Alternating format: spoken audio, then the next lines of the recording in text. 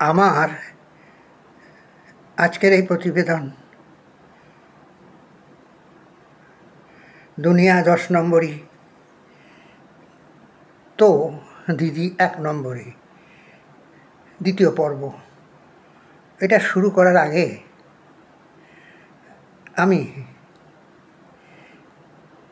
দর্শক বন্ধুদের বলে রাখি যে আমার কোনো ডেস্কটপ নেই এবং ডেস্কটপ ব্যবহার করার মতো শারীরিক কন্ডিশনও নেই, ফলে মোবাইল দিয়েই আমি সব কিছু করে থাকি। আর আজকের প্রতিবেদনটাও সেই মোবাইল দিয়ে করতে গেলে সমস্যা তো একটু মাঝে মধ্যে হবেই। অ্যাডভার্টাইজমেন্ট আসার একটা চান্স থেকে যাবে, সেটাও থেকে যাবে। যাই হোক, যতটুকু পারছি আমি করছি। আরম্ভ করছি আমি এই প্রতিবেদন। দিদি দুনিয়া 10 নম্বরই, তো দিদি 1 নম্বরই। শুনুন এবার। অনুষ্ঠানে বলেছি, সেখানে রবীন্দ্রনাথের গান তো রয়েছে, আধুনিক গান রয়েছে, নজরুলগীতি, রজনীকান্ত, অতুল প্রসাদ, সব ধরনের গান রয়েছে। দিদি একটা আমি সবাইকে প্রণাম জানিয়ে বলছি যে আমি তো প্র্যাকটিস করি না, আর আমি চর্চাও করি না, কারণ আমি তো সময় পাই না। সকাল থেকে ফাইল ঘেটে আর বক করে আমার গলার থেকে আওয়াজ বেরোনো, সুর বেরোনো খুব মুশকিল হয়ে যায়। আর ইন্দ্রনীল তো, তারপর রূপঙ্কর বসে আছে, ইমন বসে আছে, নাজিবুল বসে আছে, মনোময় বসে আছে, তারপরে আমি দেখলাম রাঘব বসে আছে, রাঘব অবশ্য গিয়েছে, তারপরে ডোনা, গাঙ্গুলি, ওরা সবাই বসে আছে। ওদের বসিয়ে রেখে আমার পক্ষে করাটা শোভা পায় না। অবশ্যই শোভা পায়, অবশ্যই শোভা পায়। করো, কি গান করো করো। আমার কিন্তু কথা ভুল হলে আমাকে ধরবেন না, আমার কাছে কিন্তু কাগজ নেই। আমি একটা কাগজ ভুল হলেও ধরবেন না, ছোটবেলায় রেডিওতে শুনতাম তাই।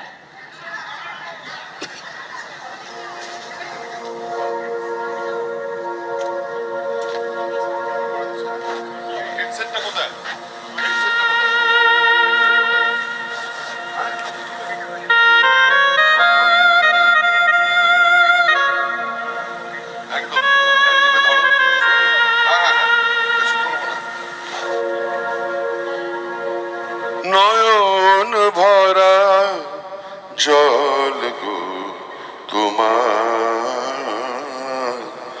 আঁচল ভরা পুরো প্র্যাকটিস করেছে। ফুল নেব না, অশ্রু নেব ভেবে হইয়া কুল, নয়ন ভরা জল গো তোমার, আঁচল ভরা ফুল।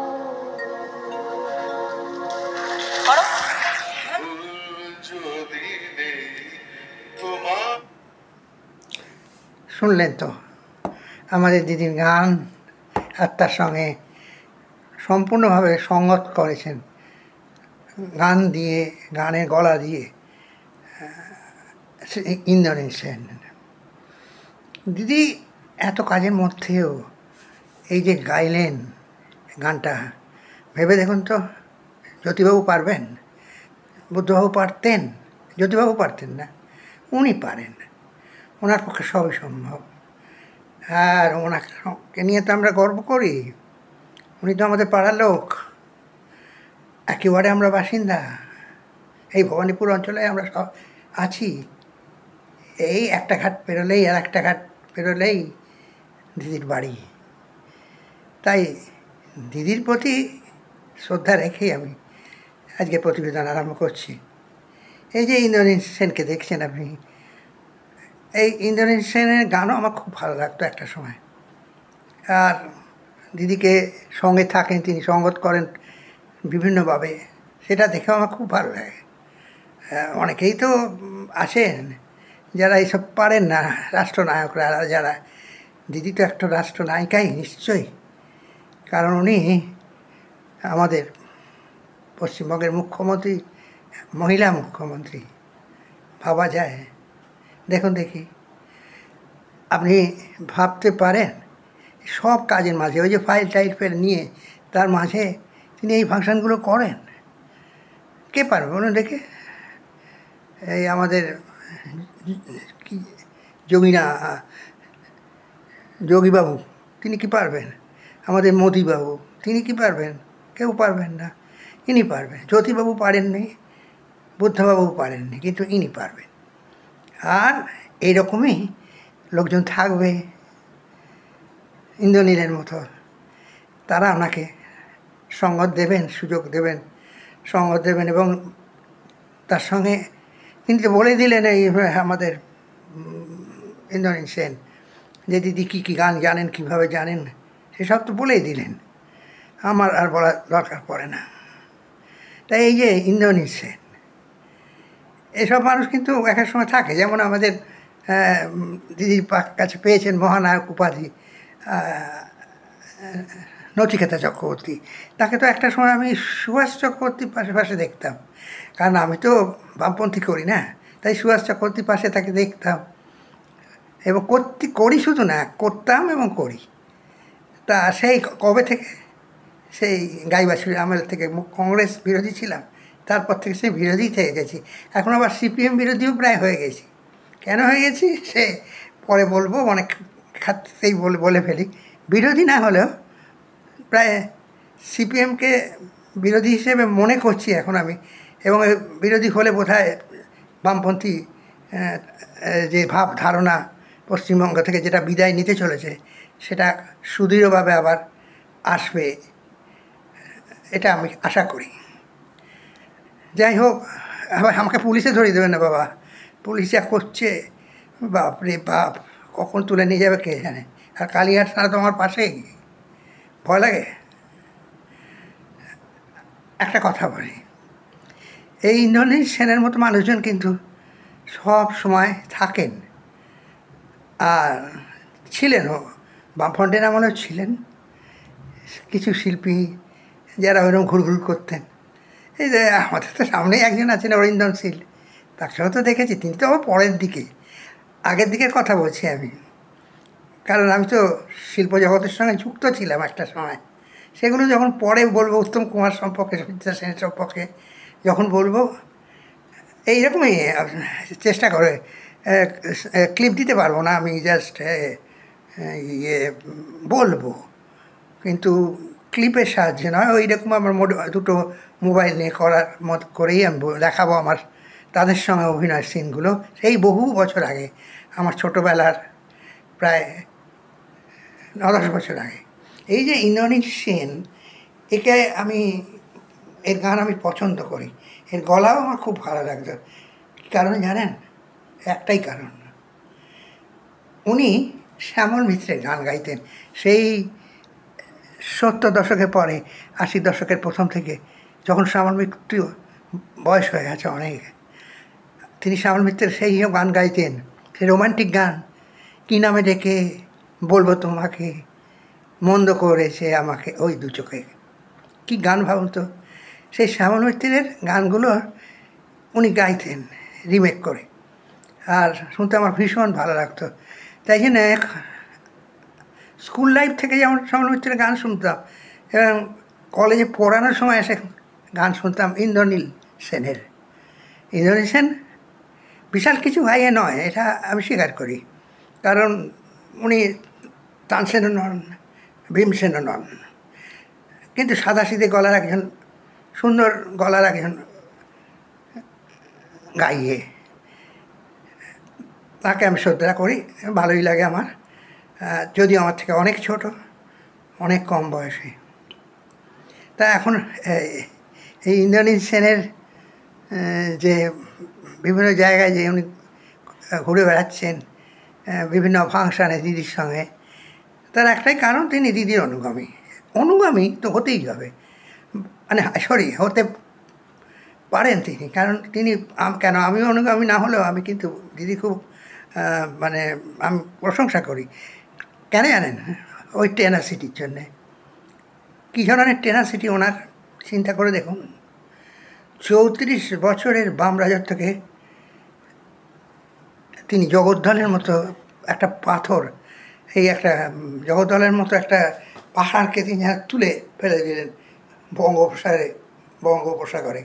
এই কংগ্রেস নেতা আমাদের যেটা বলেছিলেন, সেই কংগ্রেস নেতার কথা বলেই বলছি, বঙ্গোপসাগর ফেলে দিয়েছেন তাকে, গণিকান বলেছিলেন। তা সেটা দিদি করতে পেরেছেন। তবে হ্যাঁ, তখন যে সময় গণিকান বলেছিলেন সে সময় দিদি কংগ্রেসে ছিলেন, এখন অবশ্য নিজের দল করেছেন। সে সবই দেখলাম, কারণ আজ তো নয়, আজকে তো এখানেই 150 বছরের বাস আমাদের এখানে, বেশ ভালো আছে আমরা, কোনো উপদ্রব নেই। মাঝে মাঝে ওই একটা জায়গায় পুলিশ পিকেট বসে, সেখান দিয়ে যাওয়া যায় না, কিন্তু সে তো যে কোনো ভিআইপির ক্ষেত্রেই হয়ে থাকে। আমার ক্ষেত্রে হয়েছে, আর সবার ক্ষেত্রে হবে। গাড়ি টাড়ি নিয়ে ওখান দিয়ে যাতায়াত করা, পুলিশের রেস্ট্রিকশন আছে, সেটা থাকবেই, কারণ উনি একজন বিখ্যাত ব্যক্তি, শুধু বিখ্যাত, অত্যন্ত গুরুত্বপূর্ণ ব্যক্তি, উনি রাষ্ট্রনায়িকা। এটা গেল ওনার কথা। এবার দিদির নয়, আমাদের ইন্দ্রনীলের কথায় আসি। ইন্দ্রনীল একজন মন্ত্রীও বটে। কিসের মন্ত্রী সে আমার এখন এই বয়সে মনে রাখতে পারছি না, কিন্তু একজন মন্ত্রী, এমএলএ, কিন্তু তার কিন্তু বেশি কাজই হচ্ছে ওই গান টান গাওয়ার। এটা শিল্পী তো এটা কাজই হবে। তিনি যেটা বললেন যে রজনীকান্ত গান থেকে সব গান দিদি পারেন, হ্যাঁ, দিদি কিন্তু চেষ্টা আছে, সব রকমের গান গাওয়াতে ওনার চেষ্টা আছে। সেটা কিন্তু আমি বহু ফাংশানে প্রত্যক্ষ করেছি, কারণ আমাদের পশ্চিমবঙ্গে ছিল চিরদিনই নাটক, ফাংশান শিল্পের একটা বিশাল প্রচলন ছিল এই ভবানীপুরে। তখন গুজরাটি এত ছিল না, মোদিদার যে আত্মীয় স্বজন তখন এত ছিল না, যদিও তারা স্বাগত আমাদের, কারণ তারাও আমাদের এই লোক, আমাদেরই কাছের লোকই এখন। সেই করমচাঁদ গান্ধীর বংশধর এরাই, এদের তো নিশ্চয়ই বংশধর বলতে আমি কিন্তু রক্তের সম্পর্কের কথা বলছি না, একটা সিম্বলের কথা বলছি। তো তাদের তো আমরা স্বাগত জানাবই, দিদিও নিশ্চয়ই জানান। তাহলে সবাই ভোট দেন দিদিকে, কেন বলুন তো, কত ভোট উনি পান। যাই হোক, এই ভোট নিয়ে বেশি কাছাকাছি করে লাভ নেই। ভোট মানেই ঘোট। আচ্ছা, এই যে 40-এর দশকে যখন শ্যামল মিত্রের গান গাইতেন, সেই গানগুলো কীরকম লাগতো আপনাদের? আমি তো কলেজে যখন পড়াই, তখন কলেজে পড়ানোর পরে বাড়িতে এসে বসে শ্যামল মিত্রের গানগুলো শুনতাম, আবার সঙ্গে সঙ্গে ইন্দ্রনীলের গানগুলো শুনতাম। কারণ শ্যামল মিত্রের গানের সঙ্গে তো এত বেশি তো টেকনোলজি ছিল না, শুধু তার গায়কি এবং তার গানের গলার যে সুন্দর কথাগুলো এবং স্বাদে, মানে কী বলবো, মিষ্টতা, সেটাই আমার কাছে করে। আর বুঝতেই তো পারছেন, শ্যামল মিত্রের গান যখন আমার ভালো লাগতো, তখন আমার অল্প বয়স, স্কুলে পড়ি, ক্লাস 9-10 হবে, অ্যাডোলেসেন্ট পিরিয়ড, তখন তো ভালো লাগবে ওই সব গানগুলো। তারও পরে যখন উনি গাইলেন শহীদুল্লাহর লেখা গানটা, আমার ভিতরে বাহিরে অন্তরে অন্তরে, খুব ওই গানটাও আমার ভীষণ ইন্দ্রনীল সেনের গলায় অত্যন্ত ভালো লেগেছে। অন্য কারণ গলা নয়, যদিও আজকে খুব ইয়ং ছেলে একজন গাইছেন, ওনার নাম হচ্ছে ঋষি পণ্ডা, ওনার গলা আমি এই গানটা শুনলাম, শহীদুল্লাহ লেখা গানটা, আমার ভিতরে বাহিরে অন্তরে অন্তরে। যাই হোক, এই শ্যামল মিত্রের গান আমি যখন বুড়ো বয়স হয়ে গেছে, তখন কলেজে পড়াই, তখন তো আর শ্যামল মিত্রের গান শুনতে পেতাম না, তখন ইন্দ্রনীলের গানই শুনতাম, ভালো লাগতো গানগুলো। ইন্দ্রনীল খুব সুন্দর গাইতেন। আমার কিন্তু সেই 50-এর দশকে প্রথম আলাপ হয়েছিল শ্যামল মিত্রের সঙ্গে। আমাদেরই পাড়ায়, আমাদের এই পূর্ণ সিনেমা আছে, পূর্ণ সিনেমার পাশে যে গলিটা আছে সেই গলিতে, যেটা কালীঘাট রোডের দিকে চলে যাচ্ছে, সেই পূর্ণ সিনেমার পাশের গলিতে একটা ক্লাব ছিল, এখনও আছে। ক্লাবটা হচ্ছে চরডাঙ্গা ক্লাব। ওখানে কালী পুজো হতো, আর কালী পুজোর ফাংশানে অনেক আর্টিস্ট আসতেন। আর এই আর্টিস্টদের মধ্যে একজন ছিলেন শ্যামল মিত্র। আমি তখন অভিনয় করি, কিশোর অভিনেতা। শ্যামল মিত্রের পাশে বসেই তার গান শুনেছি আমি, কিন্তু এখন তো আর শোনার কোনো অবকাশ নেই। আগে পরে আমি যখন বড় হলাম তখন তো সেসব অবকাশ আরও ছিল না, কারণ আমি তো কলেজেই অর্ধেক সময় চলে যেত, ফিরে এসে কলেজে ক্লাস নিয়ে এসে ফিরে এসে অনেক সময় শ্যামল মিত্রের গান শুনতাম।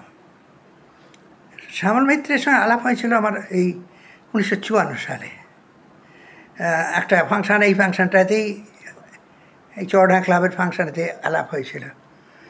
শ্যামলদা তখন একবার ছুটিয়ে ফাংশান করছে, শ্যামল মিত্র, শ্যামল মিত্র, শ্যামল মিত্র। তাই অভিনয়ের সূত্রেই আমি সাপমোচনে সেটা গিয়েছিলাম। অ্যাক্সিডেন্টালি গিয়ে দেখলাম যে সেই যে শ্যামলদার সঙ্গে আমার আলাপ হয়েছিল, সেই শ্যামলদা সেখানে বসে আছেন, পাশে বসে আছেন সুচিত্রা দিদি। পরে সুচিত্রা দিদির সম্পর্কে অনেক কথা আছে, পরে বলবো। তা সুচিত্রা দিদি বসে আছেন কি না, গানের রেকর্ডিং হবে। গানের রেকর্ডের একটা শ্যামলদা নিজেই করেছেন, নিজের করেই নিজে লিপ দিচ্ছেন। আর একটা গানের রেকর্ডিং হবে সুচিত্রা দিদির, গান গেয়েছেন প্রতিমা বন্দ্যোপাধ্যায়। আর একটা শুটিং হবে উত্তম দার, গান গেয়েছেন হেমন্ত মুখোপাধ্যায়। এবারে এই 3টে গানের রেকর্ডিং হবে, সেট করে দেওয়া হয়েছে 3টে। একটা সেট ফুটপাথে, একটা সেট অভিজাত ঘরের, আর একটা সেট একটা অভিজাত ঘরেরই ফুটপাথেরই একটা সাইডে একটু রেখে একটা অভিজাত ঘর যেটা বললাম আমি, সেই ঘরেতে গান হয়েছিল রেকর্ডিং সুচিত্রা দিদির লিপে, প্রতিমা বন্দ্যোপাধ্যায়ের গান ত্রিবেণী তীর্থপথে কে গাইল গান। আর সেখানে কে অভিনয় করেছিল জানেন? চিন্ময় লাহিড়ী ওস্তাদজি ভূমিকায় অভিনয় করেছিলেন তিনি।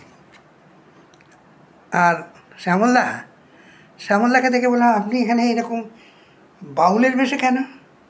হ্যাঁ, তিনি বাউলের বেশেই ছিলেন। উনি বললেন, আরে আমাকে গান গাইতে হবে। আমি নিজের গান নিজেই গাইছি রে এখানে। কী গান সেটা? হারাই হারাই করিস নে মন, হারা ভিতর কী বা আছে। আর বাউলের বেশে শ্যামলদাকে তো প্রথমে আমি দেখে চিনতেই পারিনি। তিনি বললেন, এই গানটা গাইতে এলাম আমি দাদার অনুরোধে। কে সেই দাদা? হেমন্ত মুখোপাধ্যায়। হেমন্ত মুখোপাধ্যায়ের একটা রেকর্ডিং ছিল উত্তরদার লিপে, সেই বিখ্যাত গান শোনো বন্ধু শোনো, শোনো বন্ধু শোনো, এই শহরের একটি কথা, ইটের পাঁজরে লোহার খাঁচায় দারুণ মর্মব্যথা। এই 3 জনের গান রেকর্ডিং হয়েছিল, কারোর লিপে, কারোর নিজের গলায়। সেখানে আবার দেখানো হয়েছিল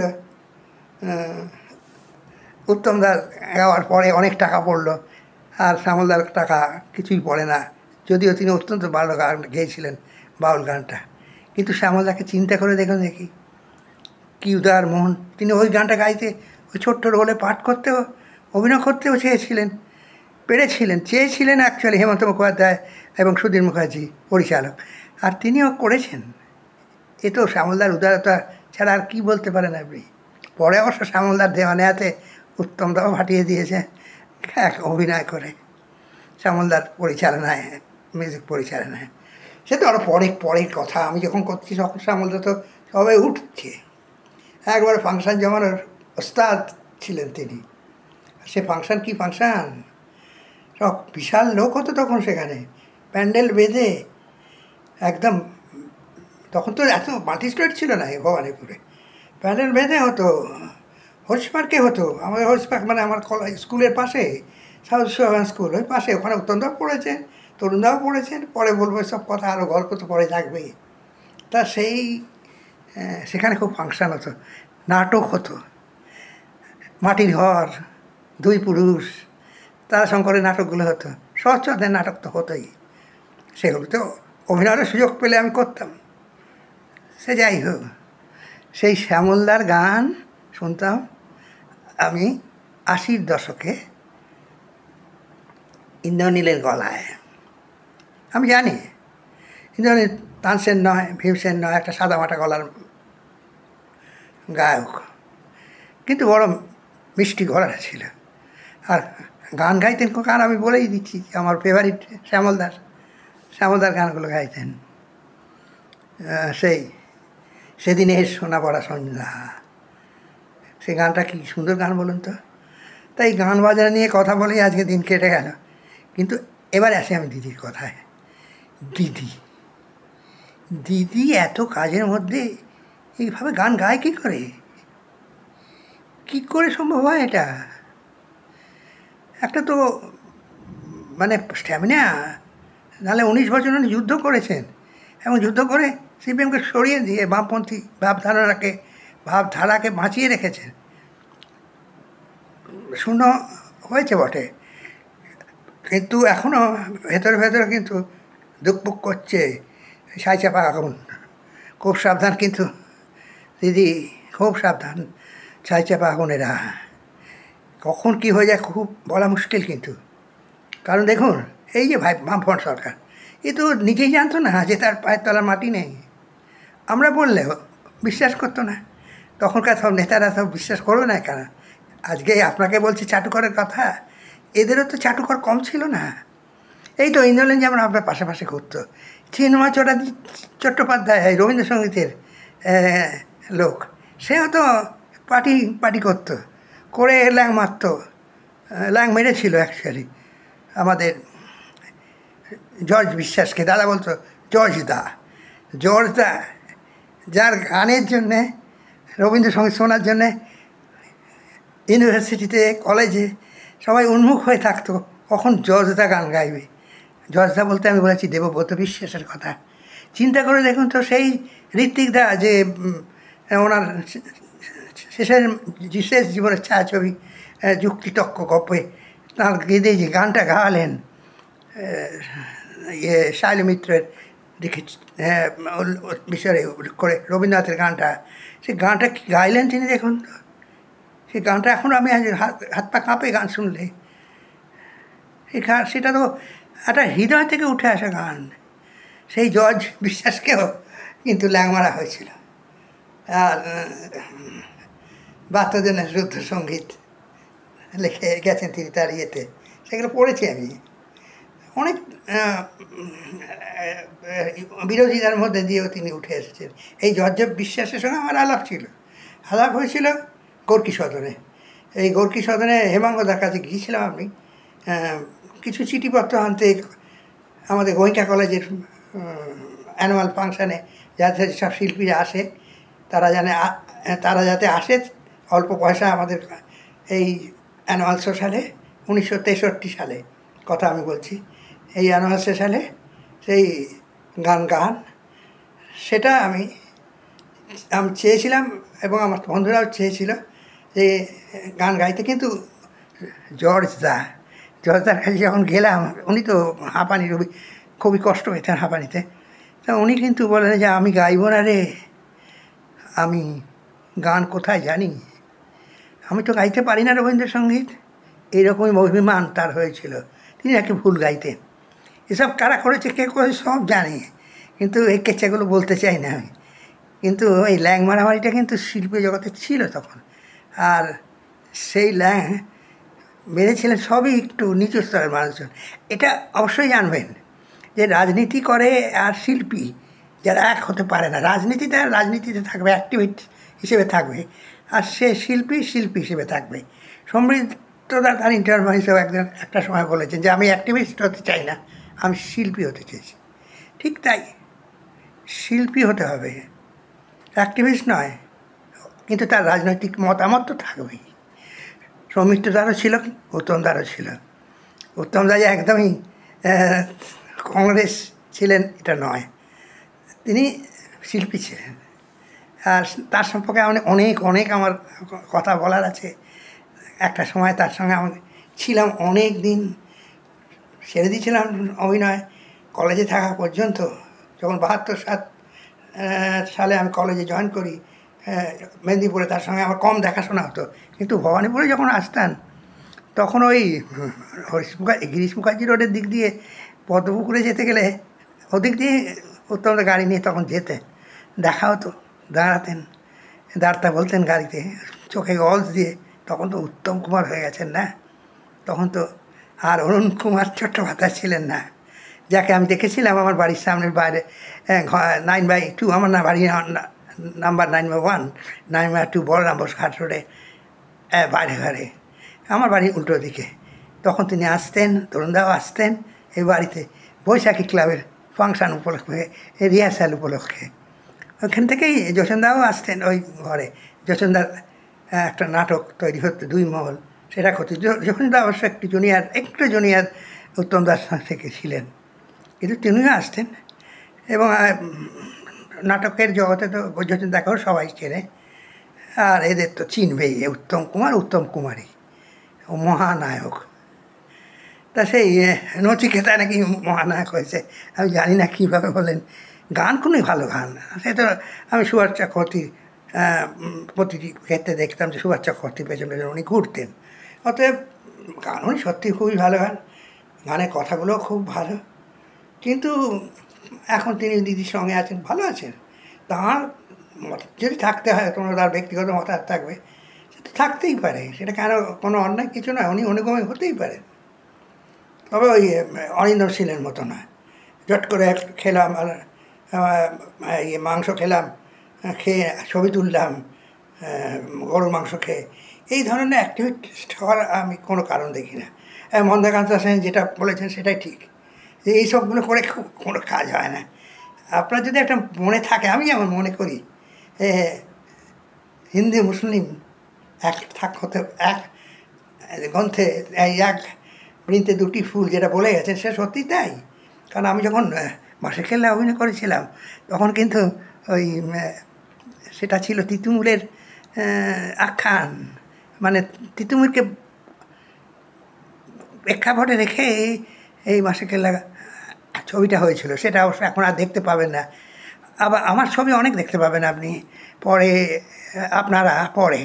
আমি চেষ্টা করবো যে এই দুটো মোবাইল দিয়ে কোনোভাবে দেখাতে, কারণ আমার ওই ইচ্ছে নেই, কোনো শরীরের ক্ষমতাও নেই ডেস্কটপে বসে ক্লিপ দেখানো।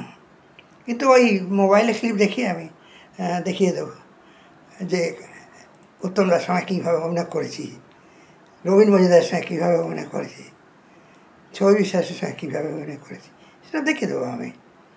আজকের মতো এই দিদিকে শ্রদ্ধা জানিয়ে আমি রেখে দিচ্ছি, বন্ধ করছি। আর একটা কথা কিন্তু বলে রাখছি দিদিকে, দিদি এই রাজনীতি একটা আলাদা জিনিস, কিন্তু এই যে শিল্প, সে শিল্পের ভাবনা এই একটা অন্য। এটা যাদের আছে, জ্যোতিবাবু একদমই এ ব্যাপারে ছিলেন না কিছু। যদিবাবু রাজনীতি করতেন, সে রাজনীতির একজন রাজনীতিজ্ঞ, রাজনীতি বলবো না, রাজনীতিজ্ঞ। আর বুদ্ধবাবু দুটো ছিলেন, নাটক করতেন, অভিনয় করতেন। নাটকে অভিনয় করেছেন কিনা আমি জানি না, কিন্তু লিখতেন তো, আর তার কলম তো চলতো, আর তার বই এখন তো বেস্ট সেলার। সেই বুদ্ধবাবুও ছিলেন। এরা অ্যাক্টিভিস্ট ছিলেন, কিন্তু একদিকে শিল্পীও ছিলেন। তা এদের নিয়ে কথা বলতে গেলে অনেক কথা বলতে হয়। আর এখন আমার এই বুড়ো বয়সে কিছু যা উল্টোপাল্টা কথাবার্তা হয়ে যায়, এত বয়স হয়ে গেছে, আর আমি তাৎক্ষণিক কথাগুলো ভুলে যাই, মনে পড়ে যায় সেই পুরনো কথাগুলো, নস্টালজিক কথাগুলো। কিন্তু বর্তমানের কথা আমাকে কেউ এক্ষুনি বললে তারপরেই ভুলে যায়, ডিমেনশিয়া হয়ে আছে। তা সেই জন্যে আমি আজকাল যা ঘটছে সঙ্গে সঙ্গে মোবাইলে নিজের বক্তব্য তুলে রাখি। কিন্তু সেটা তো আর তুলে রেখে তো ওরকমভাবে দেওয়া যায় না, তাহলে তো আমার পক্ষে মোবাইলেও আবার আর মেমোরির সমস্যা হয়। সেই কারণেই তা আজকে এইটাই শেষ থাক। আবার দিদিকে নিয়েও বলবো, আবার বলবো ইন্দ্রনীলের মতো গায়ক গায়িকাদের নিয়ে আর নায়ক নায়িকাদের নিয়ে, আর বলবো দুজনের সম্পর্কে আমার প্রিয় উত্তম কুমার এবং সুচিত্রা সেন, তাদের কথা, যাদের ঘনিষ্ঠ সংস্পর্শে আমি এসেছি এবং ছিলাম 70 দশক অবধি। তারপর থেকে অবশ্য আমি বাইরে গেছি পূর্ব মেদিনীপুরে, সে আর এক গল্প, সে নিয়েও বলবো। সেখানেও সেই রাজনীতিই করেছি, রাজনীতিটা অন্যভাবে অধ্যাপক হিসেবে করেছি। আর সেই সময় পূর্ব মেদিনীপুরে লাশের পর লাশ পড়ে যেত, নকশাল আমলে কে কাকে মারত কেউ জানতো না। কেন জানতো না? কারণ সেও একটা খেলা, সে খেলাটা এখন সিপিএম ভুলে গেছে। সিপিএম তো ভুলে যাবে, সিপিএম তো কংগ্রেসের হাত ধরেছে, ধরে নাচানাচি করছে, সে তো ভুলে যাবে, লজ্জা করে না। তবু আমি বামপন্থী সমর্থক, আমি বামপন্থী যে নতুন ছেলেরা আসছে তাদের স্বাগত জানাচ্ছি। আর দিদির টেনাসিটিকে আমি নমস্কার জানাচ্ছি, প্রণাম জানাচ্ছি। কি টেনাসিটি মা, এরকম গান গাইছেন স্টেজে উঠে, এপার যাচ্ছেন ওপার যাচ্ছেন, যেন সে নাটকের সে প্রম্পটা যেন দুপাশে থাকে, সে যেন প্রম্পটার থেকে ডায়ালগ নিচ্ছেন, ওপাশ প্রম্পটার থেকে ডায়ালগ নিচ্ছেন। অভিষেকর হয়ে উঠছেন এরকম, স্টেজের একবারে কোণে একবার যাচ্ছেন, আবার আর এক কোণে যাচ্ছেন। আপনি লক্ষ্য করে দেখবেন একদম নাটকে, এই আগে যে ডিএল রায় নাটকগুলো ছিল, বাংলার ভাগ্যাকাশে, দুর্যোগের ঘনঘটা, এরকম সব ডায়লগ দিয়ে যেসব শিল্পী অভিনয় করতেন আর স্টেজের এদিক ওদিক যাতায়াত করতেন, বড় স্টেজ হলে তো সেটা করতেন, সে করে চলেছেন। দিদি ভাইপোও করছেন, পিসিমাও করছেন, আর তাই দিনে তো তিনি ভোট পাচ্ছেন। যাক, এই ভোট তিনি এর পরেও পাবেন, চাপ বিষয় হয়তো পাবেন, আমি জানি না, কারণ সিপিএম তো এরকম বুঝতে পারেনি কী করে কী হয়ে গেছে, ভেতর থেকে ফাঁকা হয়ে গেছে, একদম ফাঁপা। কারণ হয়তো সবই চাটুকার ছিল না আশেপাশে, সিপিএমের তো এরকম চাটুকারই ছিল।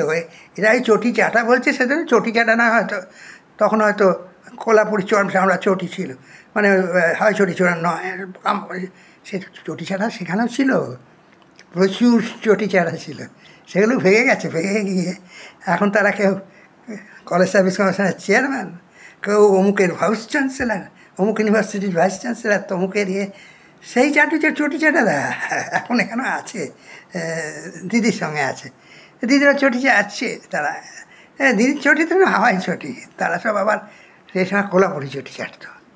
কোলাপুরি নাম শুনেছেন তো, কোলাপুরি নাকি এরকম আমরা সব পুজোর সময় কিনতাম কোলাপুরি চপ্পল, সেই চাচ্ছেন। যাক, এত কথা বলে ফেললাম, একটু মাফ করে দিতে বলবেন দিদিকেও, আর আমাদের সিপিএম দাদারা একটু মাফ করে দেবেন আমাকে। নমস্কার।